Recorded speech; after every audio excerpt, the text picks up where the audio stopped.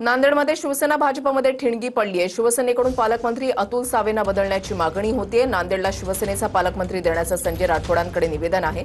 पदाधिकाऱ्यांच्या मागणीबाबत शिंदेंसोबत चर्चा करणार असं राठोड यांनी म्हटलेलं आहे।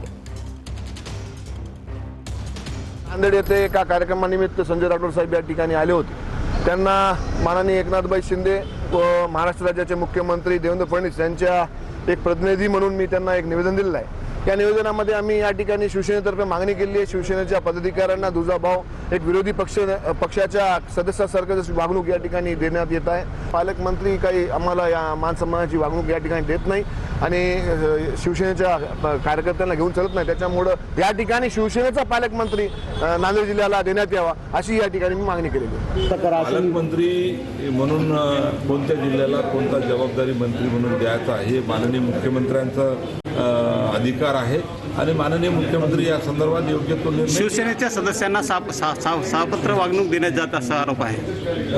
शिवसेनेच्या लोकप्रतिनिधींनी माझ्याकडे काही निवेदन दिलं तुम्हाला आता तोच व्यक्त केली नाही, परंतु त्यांच्याशी बोलून मी नक्कीच आमचे जे मुख्य नेते आहेत सन्माननीय एकनाथरावजी शिंदे साहेब यांच्यासोबत चर्चा